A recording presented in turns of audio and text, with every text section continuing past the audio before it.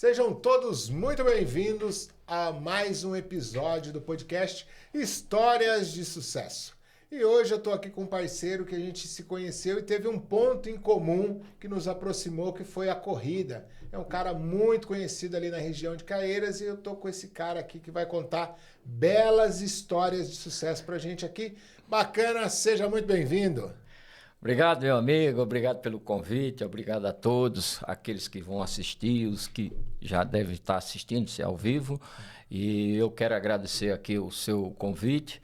E estamos aqui, vamos conversar, bater um papo, ver realmente o que a gente pode estar expondo aqui para o povo conhecer mais ainda a minha vida, né? Show de bola, bacana. Obrigado por você ter aceitado o convite. Acho que a gente vai bater um papo aqui bem bacana, algo bem descontraído. Obrigado. Você vai ver que vai ser legal. E o bacana, que é o bacana que está aqui com a gente, é você nos acompanhar. Você que ainda não é inscrito no canal, já aproveita para se inscrever no canal, deixa o seu comentário aí e se fizer sentido o que a gente vai compartilhar aqui, compartilhe esse vídeo com outras pessoas para que essa mensagem possa inspirar outras pessoas. Você vai ver, esse cara aqui tem um conteúdo bacana para compartilhar com a gente. Bacana, mas eu tenho uma pergunta que eu inicio pode fazer. Todos os podcasts aqui. Eu quero saber o que é sucesso para você, bacana? Muito bem. Olha, Robson, eu acredito que a palavra sucesso, ela é muito genérica, né? Uhum. Dependendo muito de cada um vê o sucesso de uma forma diferente, né? Uhum. Então, para mim, sucesso, eu acho que só em você viver com saúde, bem, ter uma vida saudável em casa, com família, tudo. Então, isso já é um sucesso. Porque eu acredito que não tem coisa mais difícil hoje de você viver sem ter uma harmonia, né? Dentro de um lar, dentro de uma sociedade. Então, isso já é um sucesso. E graças a Deus eu tenho muito isso, né? E falando assim do sucesso mesmo da pessoa individual, né? Eu, graças a Deus que eu tenho vivido muito bem, graças a Deus, muito independente, consegui algumas coisas com muito trabalho, com muita dedicação. E eu acredito que o sucesso é isso, é trabalho, dedicação e resultado. Então, isso é que é sucesso, né? E isso, graças a Deus, eu tenho batalhado. Não vou dizer a você que eu já sou um cara de sucesso. Eu estou no caminho do sucesso. Eu acho que a vida empreendedora, ela é isso, né? Bacana, porque por mais que você atinja um patamar, você coloca lá seus objetivos, faz seus planos, você atinge aquele objetivo, aquele plano e depois você começa a galgar outros, né? Então, a gente está sempre na busca, sempre em crescimento, em busca de sucesso. E o que você falou, eu compactuo disso, porque eu acho que temos que ter, sim, o sucesso no lar, o sucesso na vida espiritual, com os amigos, na sociedade como um todo, né? Exatamente. Então, eu compactuo dessa sua decisão. Agora, falando um pouco de empreendedorismo, bacana. Eu sei que você já empreendeu em diversas áreas aí. Como que você iniciou sua vida empreendedora? Olha, eu vou falar que você não vai acreditar. Eu venho numa região muito sofrida. Eu sou nordestino, paraibano, sertão da Paraíba, né? E essa questão, eu sempre fui uma pessoa que eu não tive privilégio de emprego, então eu sempre tive que me virar sozinho, né? Então, na minha idade de 12, 13 anos de idade, eu morava no sertão. Nessa época, eu usando essa palavra empreendedorismo, né? Eu já trabalhava nesse sentido. Agora eu vou falar, você vai dar risada. Já empreendia. Já empreendia. Eu vivia num sertão onde não tinha recurso nenhum. E a única maneira de ganhar dinheiro que eu achei naquela época, isso em 1979, 78, era vender lenha. Olha! Vender lenha. Eu pegava lá 2, 3 jumentos, né? Colocava os adereços neles, que era para trazer a lenha, e eu ganhava o mundo. Ia lá para as serras, né? Cortar lenha para trazer para vender. Porque a minha cidade, naquela época, o Robson, não tinha gás de cozinha. Eu morava numa cidade, eu morava num sítio, né? Que a cidade tinha mais ou menos 7 mil habitantes. Todo mundo vivia da lenha, cozinhava com lenha ou carvão. Então foi quando eu comecei a ganhar um dinheirinho. Visão empreendedora. Foi quando eu comecei a ganhar um dinheirinho vendendo lenha, né? Agora, como eu trabalhava e meu pai era muito pobre e a gente tinha que ajudar em casa, o pai só disponibilizava um dia para vir fazer isso, que era o dia de domingo. O dia de folga, eu ia fazer esse serviço. Aí você fazia o seu extra. Aí eu fazia o meu extra com esses animais, levava lá para a serra. E com o seu pai, você trabalhava com o quê? O que você fazia? Na lavoura. Na lavoura. Na lavoura bruta mesmo. Todo tipo de serviço de lavoura, todo tipo de roça, todo tipo de agricultura a gente fazia, né? Todas as plantações, arroz, feijão, milho, né? A gente sempre fez tudo isso aí, né? Então, esse trabalho é um trabalho muito difícil e muito demorado. O resultado vem muito lento. Muito lento. E quando vem? Porque às vezes a gente trabalhava, quando chegava na hora de colher, faltava chuva e pronto, a lavoura morria, perdia toda a colheita. Você entendeu? Então a gente passava por isso. Então, quando eu morei no sertão, na minha região, eu vivia dessa forma. Depois eu vim para São Paulo. Só pegar um adendo aqui, eu quero que você compartilhe depois de sua vinda de São Paulo, mas o que eu gosto de chamar a atenção para o público que está nos assistindo? Você acabou de compartilhar com a gente aqui que você trabalhava de segunda a sábado com o seu pai na lavoura, que é serviço pesado, né? Muito pesado.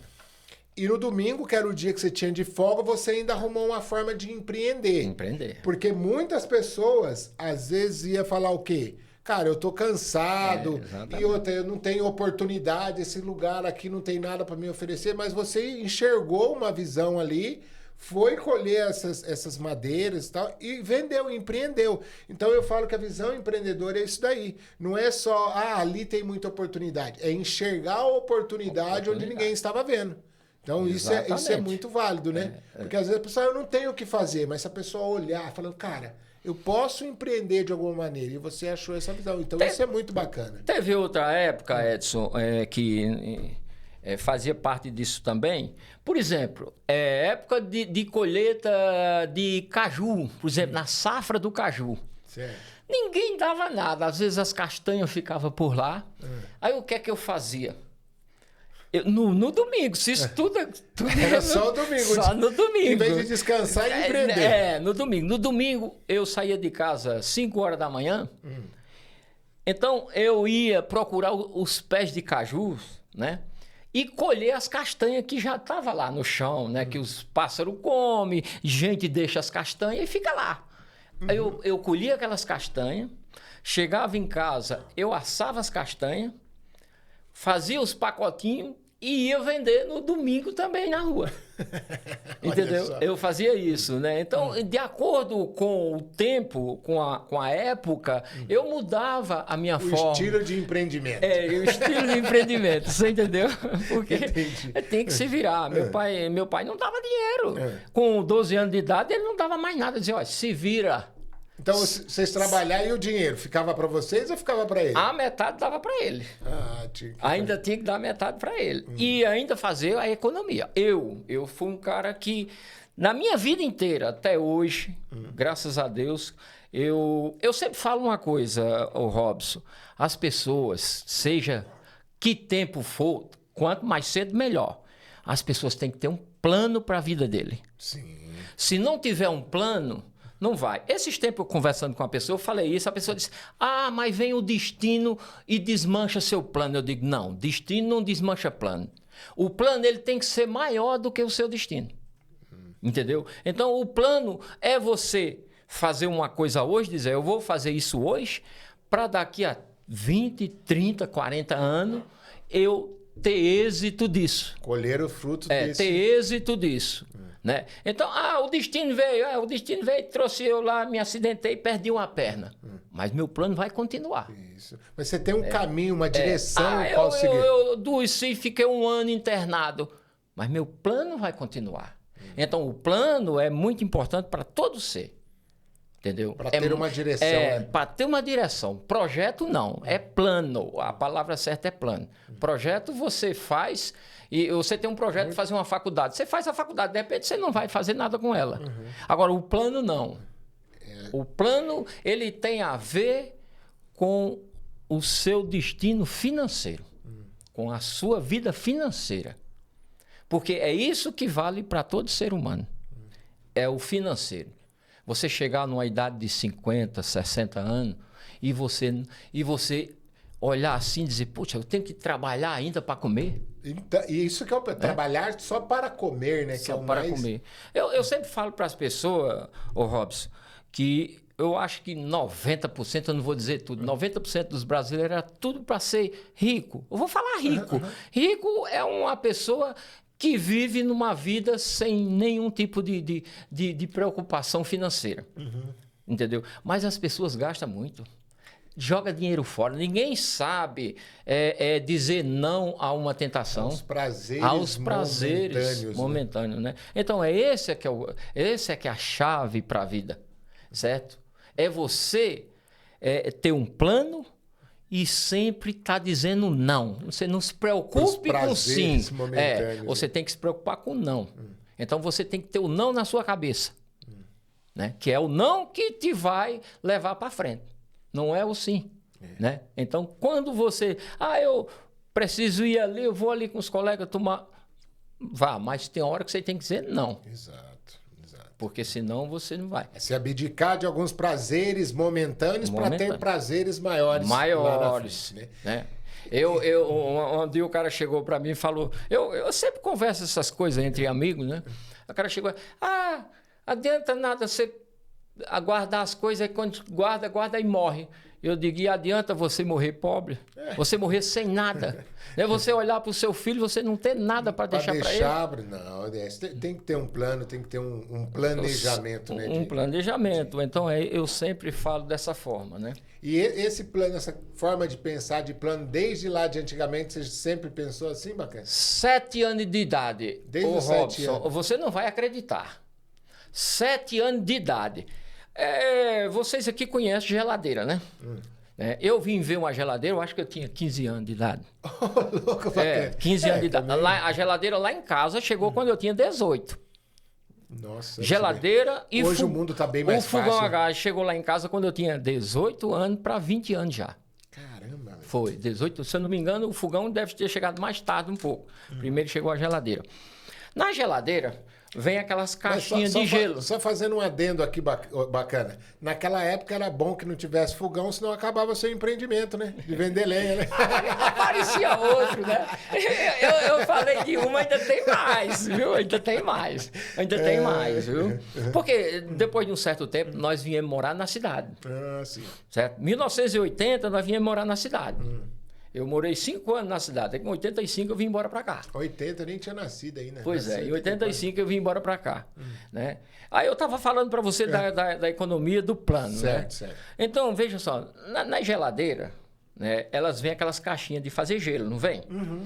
Lá no norte, tinha algumas pessoas que usavam aquelas caixinhas, sabe para quê? Fazer picolé. Um picolé de gelo, daquele tamanho. Daquele tamanhozinho. Aquele cubozinho, né? Então, às vezes, eu ia para a cidade com meu pai, do sítio, né? Eu chegava lá, pedia o dinheiro para papai para comprar picolé, porque tinha uma mulher lá que fazia. Ela tinha uma geladeira a gás ainda, eu me lembro até hoje. Aí, pai me dava dinheiro para comprar 2 picolé. Eu nunca chupei 2 picolé, bacana. Eu chupava um e guardava o dinheiro do outro. Nunca chupei 2 picolé na minha vida. Vim chupar picolé aqui em São Paulo.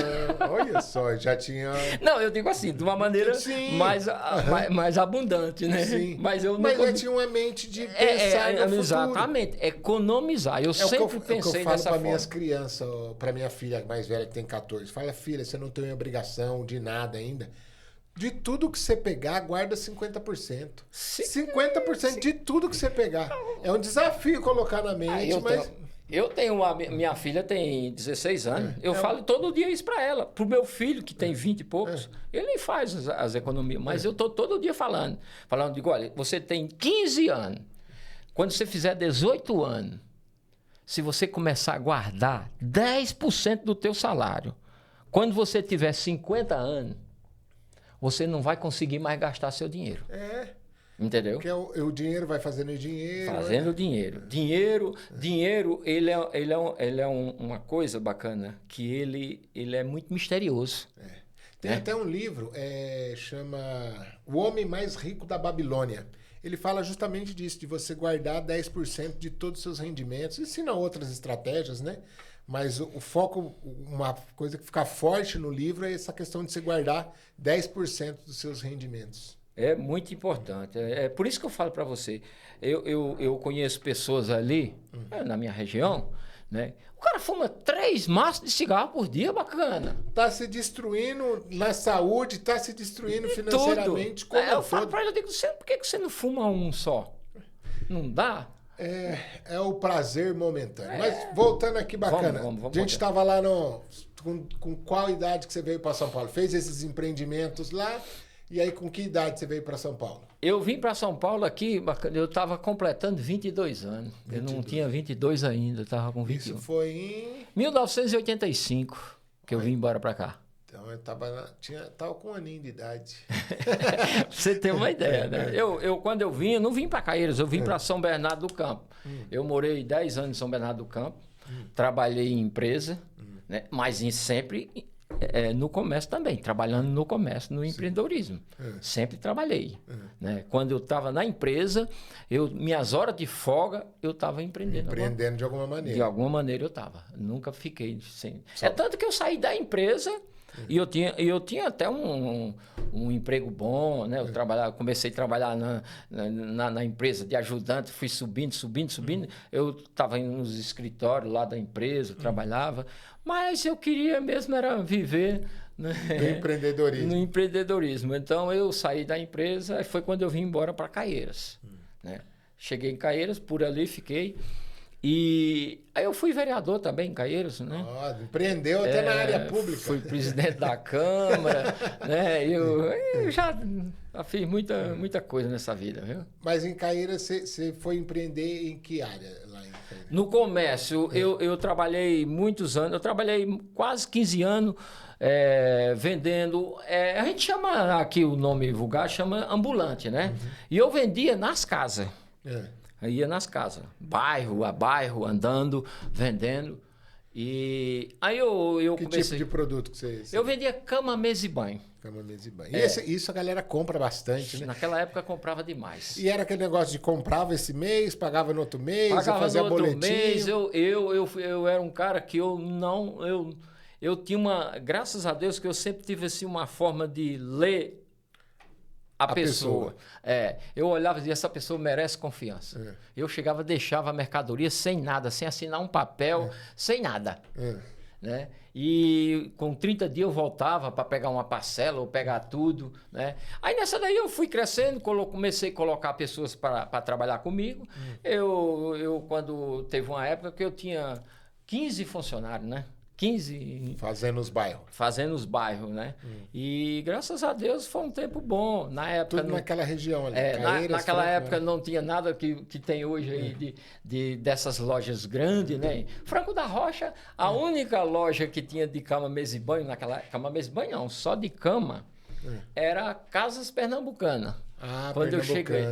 Não tinha Casas Bahia, não tinha Loja 100, não tinha nada disso. Então foi um tempo bom. Dentro disso daí que você falou, que começou vendendo casa por casa, você falou de Casas Bahia, o Samuel Klein começou dessa maneira também, né? Vendendo porta a porta. Geralmente essas pessoas começam né? Quando você não tem herança, quando você tem que dar os seus pulos.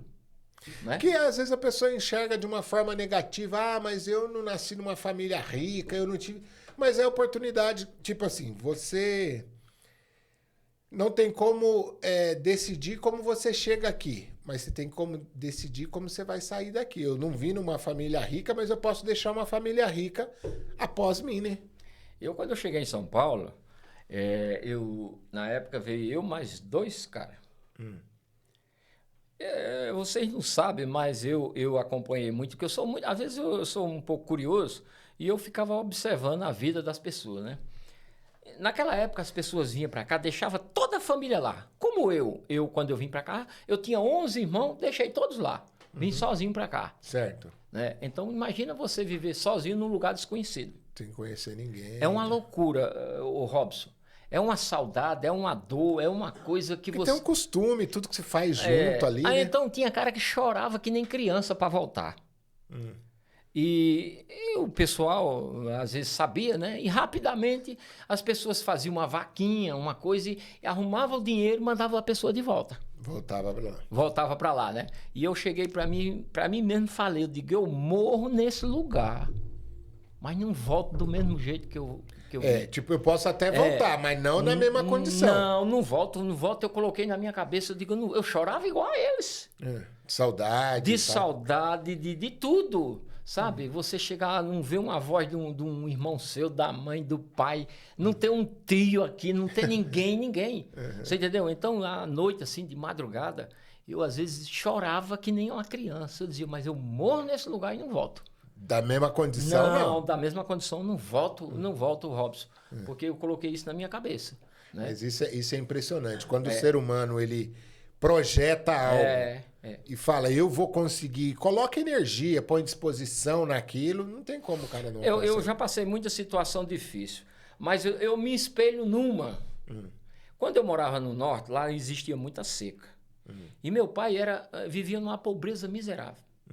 Lá em casa, Robson, aconteceu muitas vezes, 3 horas da tarde, mãe não ter acendido o fogão ainda para fazer um chá para nós. Nossa, 3 horas da tarde, bacana. 3 horas da tarde, eu olhava assim e sabia. E tinha um relógio lá, né? 3 horas da tarde, nós não ter comida. Às vezes, sabe o que é que eu fazia? Eu era o mais velho lá de casa. Me dava uma revolta tão grande de ver aquilo, eu ia chorar lá dentro do mato. Para minha mãe não ver, nem meus irmãos. Às vezes, sabe o que é que nós comíamos? Você não vai acreditar. Mãe dava farinha com água. Nossa, é complicado, hein, bacana. Farinha só com um pouquinho de... Um copinho tamanho desse aqui, assim, meio de farinha com água. Caramba, bacana. Passei muito isso, bacana. Eu não tenho vergonha de falar. Mas você vê... tanto que eu me emociono quando eu falo uma coisa dessa. Tô vendo. Entendeu? Porque não é fácil, né? Passar. E outra, você já era um pouquinho mais velho, tinha com a compreensão. Se olhar para seus irmãos ali mais novos e tipo, quero comer... Morreram 3 irmãos meus desnutridos. Nossa, bacana. E olha, eu sabia dessas coisas. Bacana. Morreu 3 desnutridos, né? Porque passava muita fome, então a criança desnutrida, às vezes ela não morre de fome. O pessoal tem um negócio de dizer morrer de fome. Não é de fome. Ela morre de uma... Pelas complicações que vem. Por exemplo, ela está lá morrendo de fome, fraca, desnutrida. Pega uma gripe, morre. Acabou, porque aí a imunidade está muito baixa. Né? Pega uma gripe, morre. Então acontece muito disso, né? Eu perdi 3. Um antes de mim, e 2 depois de mim. Eu enterrei 2 irmãos meus. Eu me lembro até hoje, nós levávamos numa caixinha assim, ó. Sabe? Então, quando eu, voltando ao assunto, quando eu cheguei em São Paulo, já depois de eu adulto, eu sempre tive problema na vida. Mas eu dizia assim para mim mesmo, eu dizia, olha, problema pior do que eu passei no norte eu nunca vou ter. Vou enxergando isso daí. Então eu sempre eu me apeguei a isso. Então aqui eu tive todo tipo de problema. Já tive problema de tudo quanto é tudo. Mas a primeira coisa... Aí você olhava para trás. Eu olhava e digo, maior do que aquele não é. Então eu tiro esse. Se eu venci aquele, esse aqui... Eu falo, brincando, eu falo para as pessoas, digo, você quer resolver um problema? Quer? Arrume outro problema. Que o velho vai embora. Entendeu?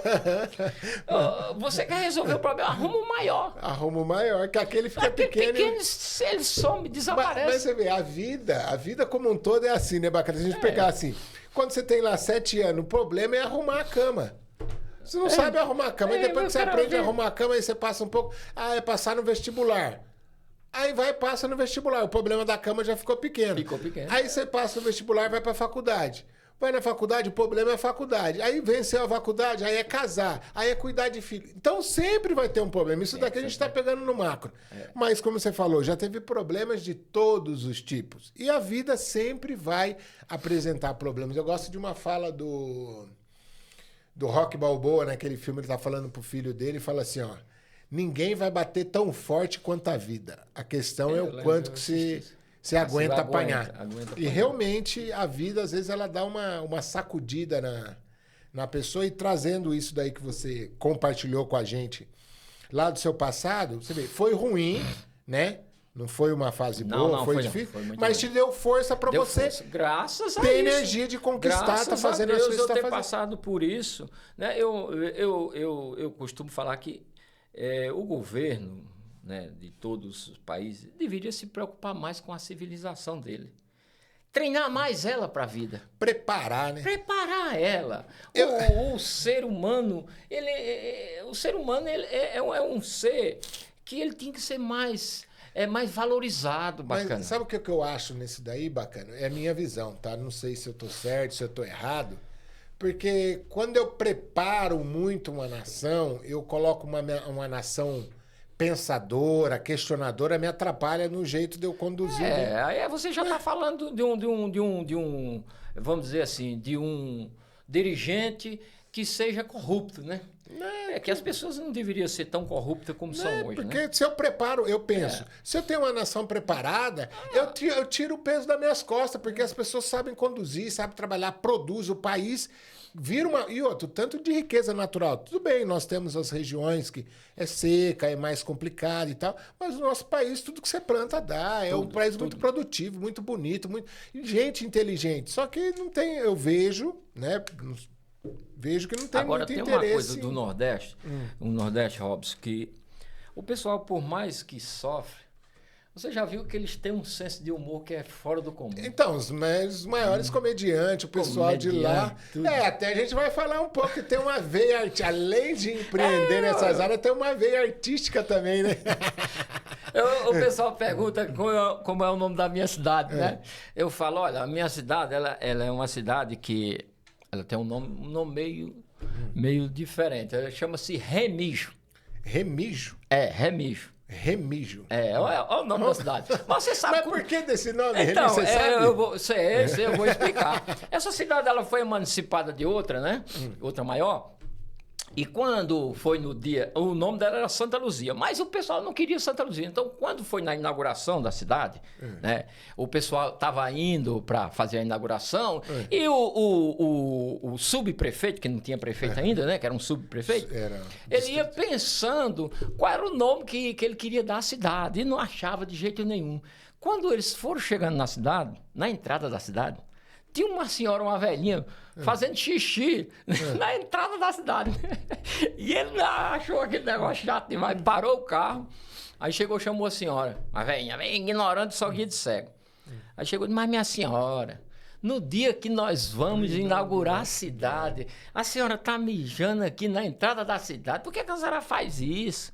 Ela olhou para ele assim e disse, olha, mijei, mijo e remijo. Aí o cara disse, pronto, olha o nome da cidade aí.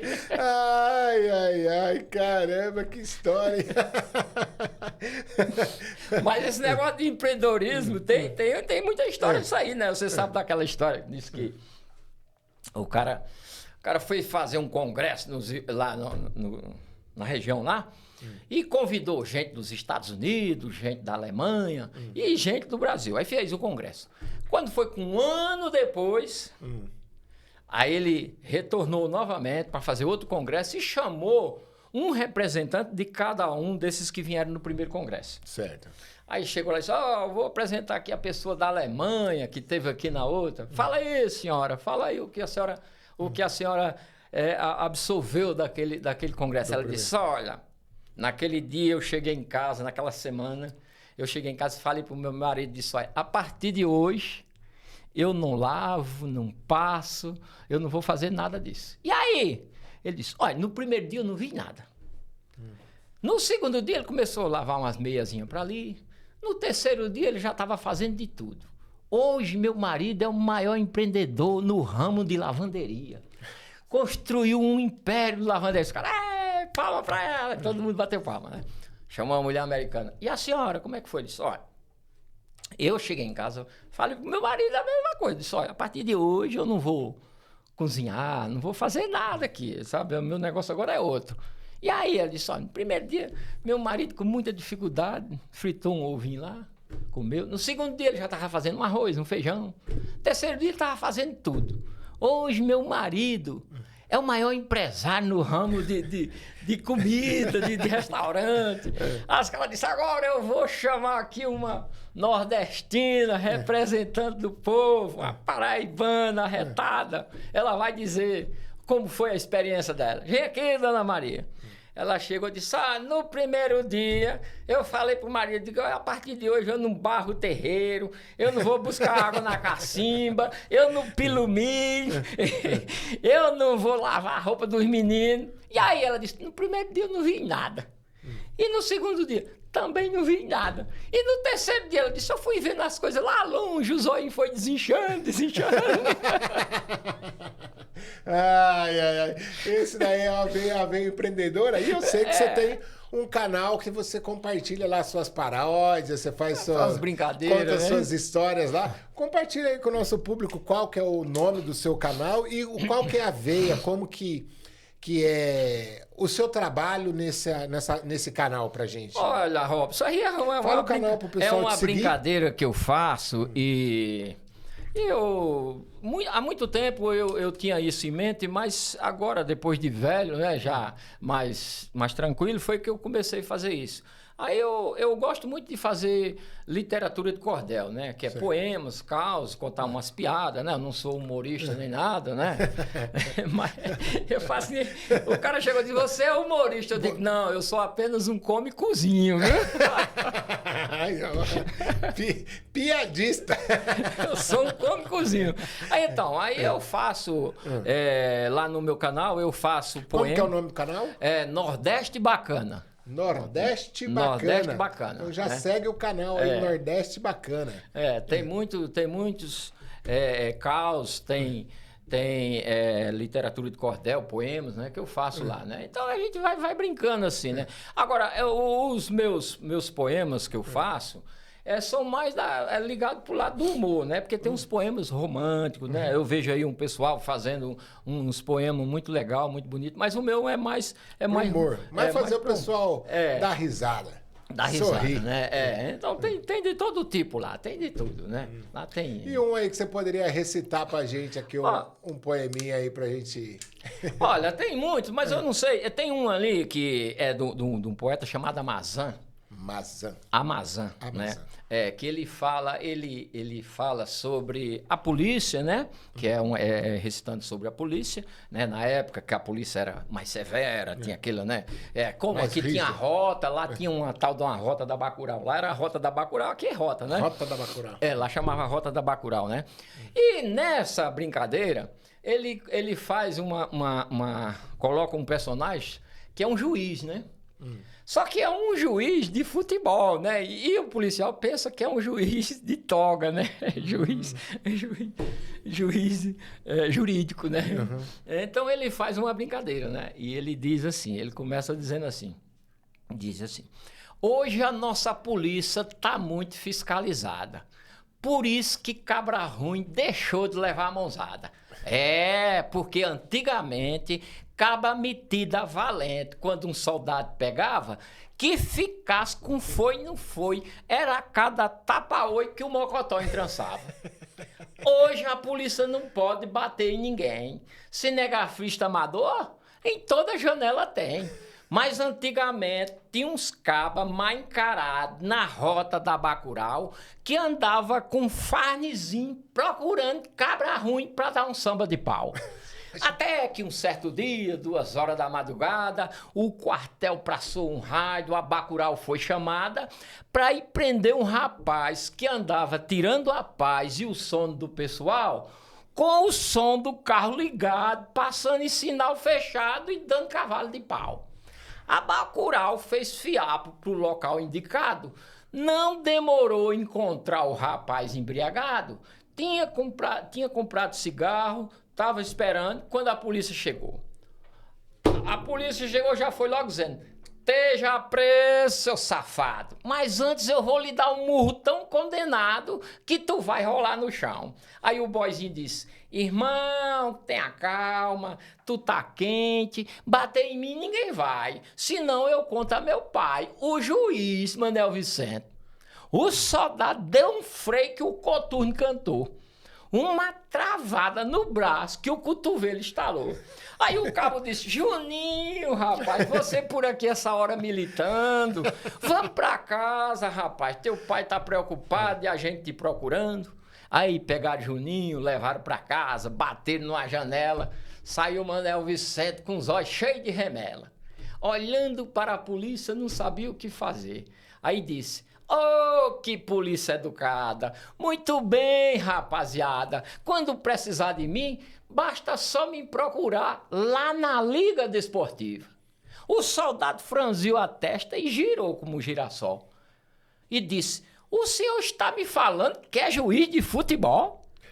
Pobre de Manuel Vicente respondeu todo inocente. Sim! O melhor do estado. Aí não disse mais nada. Levou uma burdoada que caiu de cu trancado. Deram um cacete em Juninho, que o mijo espirrou no chão. Pegaram os dois pelos fundos das calças, jogaram no camburão. Pobre de Manuel Vicente, preso inocentemente, sem ter feito nada errado. Juninho, sem nenhuma pestana. Os dois passaram a semana vendo o sol nascer quadrado. Que da hora, bacana. Ai, que da hora. E lá no seu canal você faz essas paródias aí? Faço isso lá e mais outras coisas. Né? Nossa, que bacana. Não é cara, com isso... muito profissionalismo, mas eu faço. Não, né? mas eu vi lá o seu canal. Antes você tava com mais intensidade no canal, tava postando mais lá. E acho que isso é bacana, cara. Você colocar humor pra vida das pessoas, né? É bem bacana, bem interessante. A gente faz muita coisa lá. Tem muita. Eu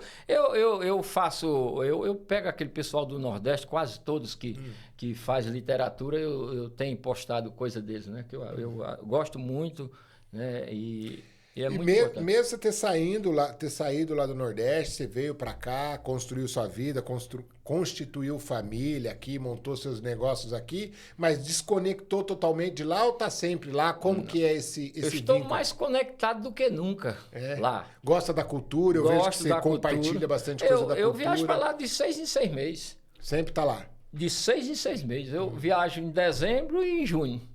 Pra lá, eu sempre fico lá. O pai e mãe tá lá ainda? Não, os irmãos, infelizmente eu perdi pai e mãe. Meu pai eu perdi tem 2 anos, a minha mãe tem 7, que eu 7 perdi. anos. Já se foram, né? Meu pai faleceu com 91 anos. Nossa, minha mãe com 71, né? Mas graças a Deus eu tô sempre por lá, tô andando. E os irmãos? Eu tenho um irmão, eu tenho um casal de irmão lá e tenho mais 7 aqui. Ah, então bastante gente veio pra cá também. Eu trouxe todos eles depois. Eu fui trazendo. Cada viagem que eu trazia um, né? Eu trouxe pra cá. Só ficou os outros dois lá que são casados, né? Meu irmão tem um comércio, a minha irmã, ela é casada com um rapaz lá que trabalha, né, nesse ramo de pecuária, né? Mas graças a Deus tá bem, né? Tá bem. Tá muito bem, graças a Deus, né? Entendeu? Entendi. E hoje, bacana, ainda empreende? Como que tá hoje? Eu sempre empreendi e eu acho que eu vou morrer fazendo isso, né? Tá na mas veia, de uma maneira mais tranquila. Não faz hoje por necessidade, né? Faz... a gente tem necessidade de trabalhar, né? Porque, produzir, vamos dizer produzir, porque o ser humano ele tem que trabalhar, né? Tem que produzir, né? O cara quando fica parado, quando fica muito ocioso, ele começa a ter problemas, né? Problema de ansiedade, problema de pressão, problema, né? Porque o corpo ele tem que... Você tem que estar em atividade mente e corpo, né? Mente e corpo. Não é? Então, às vezes, você só usar o corpo também não é legal, né? Você tem que usar os dois, né? Exato. E principalmente a mente, né? A mente tem que estar boa. O bom de empreendedorismo, bacana, o Robson, é que a gente usa muito a mente, né? E isso tem que estar sempre com ideia, pensando. Né? Pensando. E isso é muito bom, né? As pessoas que trabalham nessas áreas, eu acho que são pessoas que, às vezes, sofrem menos problemas de saúde do que até mesmo quem não né?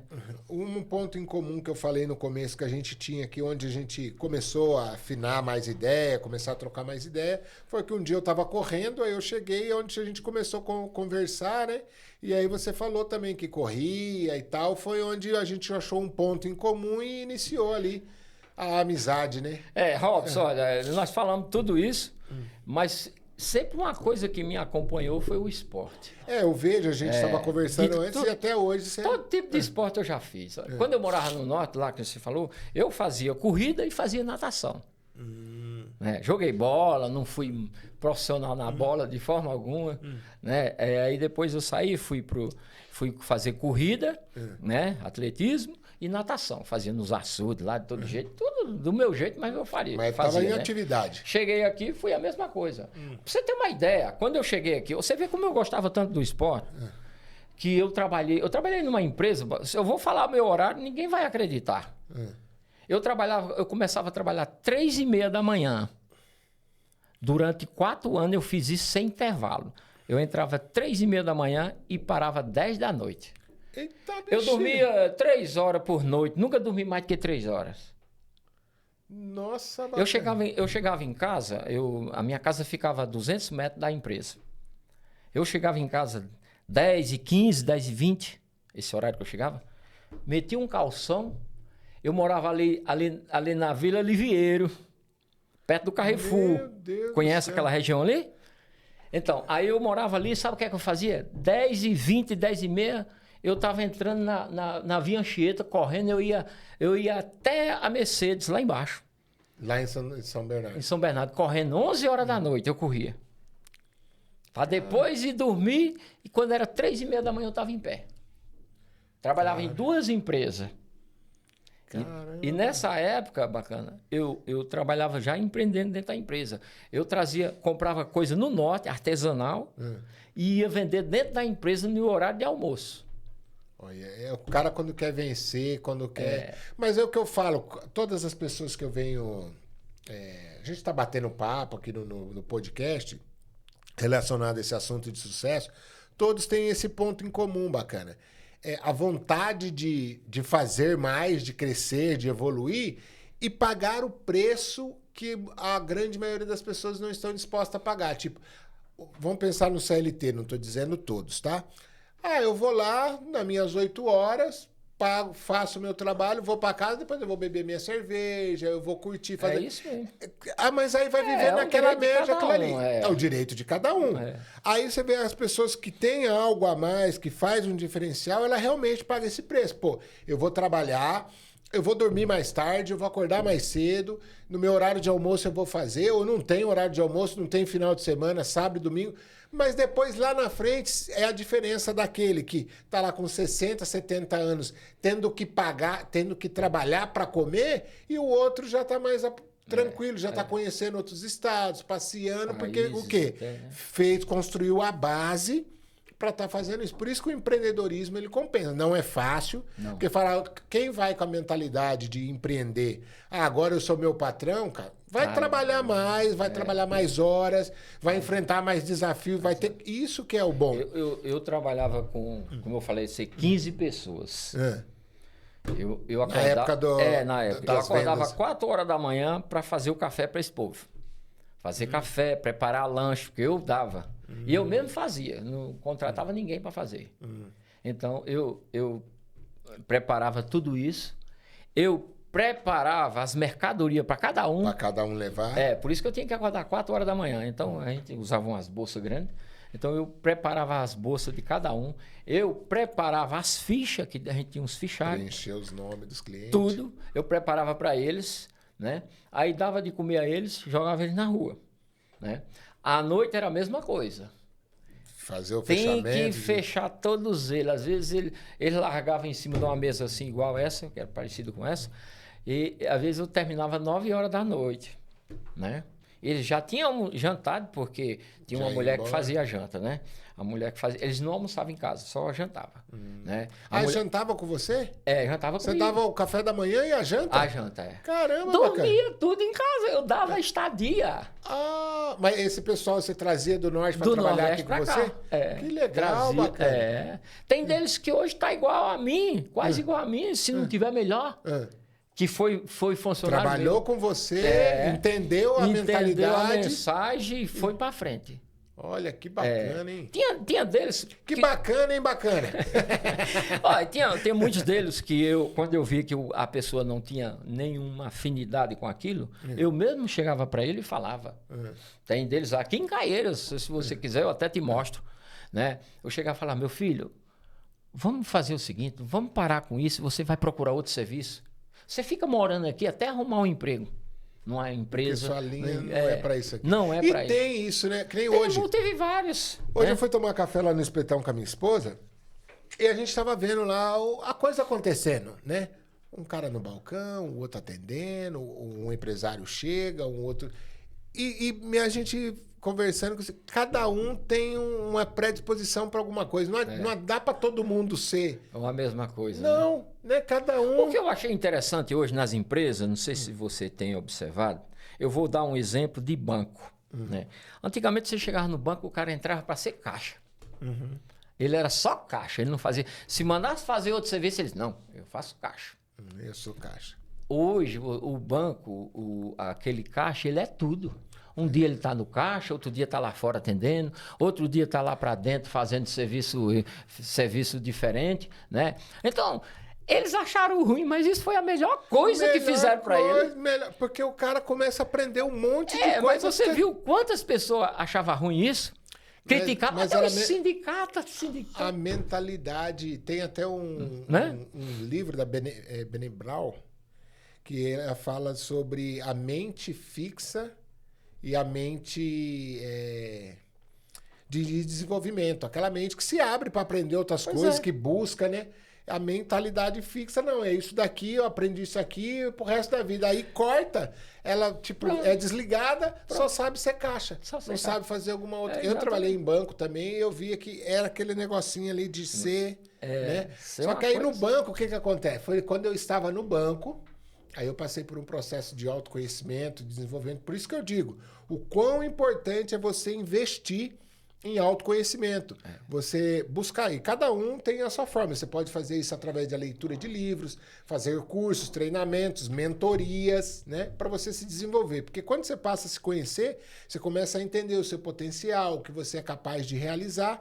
E foi num processo de autodesenvolvimento. Eu estava trabalhando no banco nessa época. Né? Eu falei, eu posso empreender. Onde eu comecei a empreender na área do desenvolvimento Você humano. nunca vai saber quem você é se você não se atirar nas coisas. Isso, né? Primeiro olhar para dentro, né? Olhar para dentro, buscar fazer se com conhecer. responsabilidade, isso, né? Fazer com responsabilidade. Porque, por exemplo, quando eu trabalhei na empresa... Eu entrei, eu saí do Nordeste.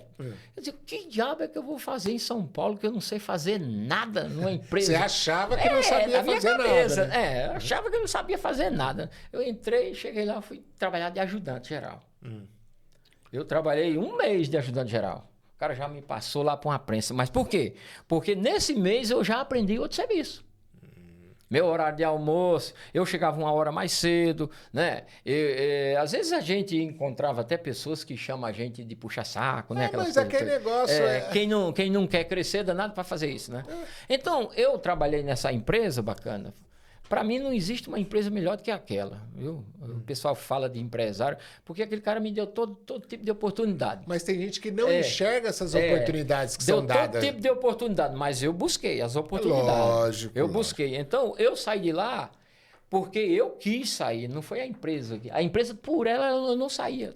Talvez estivesse até hoje lá. Né? Porque toda vez que... Lá teve crises, né? Várias Como crises. todo lugar tem. As empresas, então ela fazia reunião, que ela era muito democrática. Né? Ela fazia reuniões e perguntava, olha, quem quiser ser mandado embora, nós estamos numa crise, passa lá no departamento e dá o nome. Eu ia lá, punhava meu nome, o cara dizia, isso aqui, você não, Selmo, você não, você fica aqui por não, enquanto. eu mando eu embora que eu tenho outro plano. Não, fica aqui com nós, fica aqui. Aí, daqui a pouco o cara vinha lá, olha, eu vou promover você para aqui, ou então eu vou lhe dar esse emprego. Isso em alguns casos, né? Mas eu sempre era promovido sem ter que mexer desse lado, né? Mas eles sempre fizeram isso comigo. Eu saí, na última vez que eu pedi lá, o cara disse, bacana, Selmo, que ele chamava de Selmo, eu estou vendo que você está focado em outra coisa, né? E a gente vai mandar você embora, pagar todos os seus direitos, né? Aí eles me mandaram, né? Foi quando eu vim embora para cá. Mas minha vida inteira dentro da empresa, eu nunca deixei de aprender outra coisa. Eu estava sempre correndo atrás de outra coisa. Eu via lá os caras com 15 anos na mesma coisa, sentado numa prensa lá, né? Então, diga. Bacana, eu sei que você compartilhou aí uma parte desafiadora da sua vida, que foi a questão lá da sua infância, né? Que teve a parte difícil, né? E superou, graças a Deus. Graças a Deus. Mas eu gosto sempre de perguntar aqui, nessa sua caminhada, essa trajetória de vida, na sua vida pessoal, na parte de empreender, qual que é o maior desafio que você pode dizer que você viveu? Pô, vamos pegar a parte de São Paulo, porque a gente sabe lá no Norte, vamos supor que foi isso daí. Mas daqui que você veio para São Paulo, qual foi um grande desafio que você teve que superar aí? Um grande desafio que eu tive foi quando eu entrei na política, viu? Eu entrei na política com um pensamento, né? E quando eu estava lá, eu vi que eu não poderia ter aquele pensamento porque as pessoas não aceitam. As pessoas, não digo todo mundo, mas elas são muito hipócritas. Ela pede uma coisa para você, mas no final ela não agradece por aquilo. Você está fazendo a coisa errada. Ou seja, as pessoas sempre querem aquela pessoa que faça o que não presta. O bom ninguém quer, sabe? Você faz 1000 coisas boas, certa, né? Eu lembro quando rapidinho aqui para eu contar para você, no tempo que foi para vir aquele lixão de Caieiras, ninguém queria, a cidade inteira não queria. Então eu tomei a posição do povo. Fui lá, lutei, fui contra, fui voto vencido. As pessoas depois foram tudo contra mim. Ficaram do lado das pessoas que foram contra elas. Chegar numa casa assim de um cara que você olhava assim, estava um quadro do tamanho do mundo do cara que bateu contra ele, que enfrentou ele, mas ele foi lá depois, fez as manobras e convenceu o cara. Aquilo me doeu demais, sabe? Eu digo, mas não é possível que tudo que eu fiz... Todo o trabalho, toda a dedicação. Eu não digo nem para os estranhos, mas para aqueles que realmente estavam me vendo lá. Fazer, né? Vendo eu fazer. Então, essa para mim foi a maior decepção que eu tive na minha vida. Né? Foi uma lição que eu aprendi que não vou esquecer. Carregou para a vida.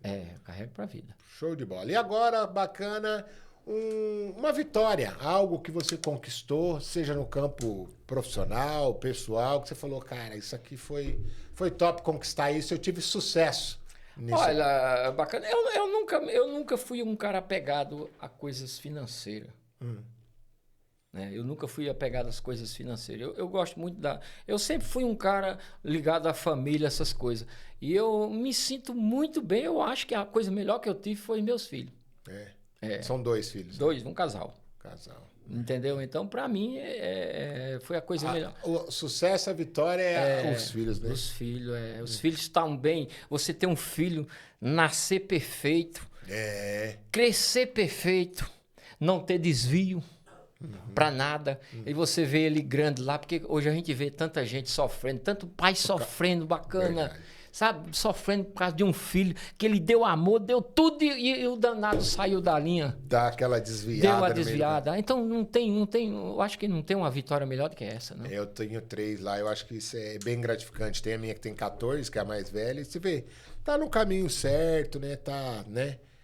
Seguindo a Cristo e tem uma mentalidade boa, então acho que isso daí realmente é sucesso. É sucesso. Bacana, nós estamos caminhando para o fim. E eu quero que você compartilhe as suas redes, seus canais, como que a pessoa te acha lá no seu canal, se tem Instagram, como que elas acessam você, compartilha aí com o nosso público. Robson, eu agradeço tudo que você que me deu a oportunidade de falar. E se o pessoal quiser entrar lá no meu canal, procurar lá no YouTube, que é Nordeste Bacana, e tem no TikTok, é @bacana. Né? É só isso, eu não tenho o Instagram, eu não uso o Instagram, Facebook eu também quase não uso, né?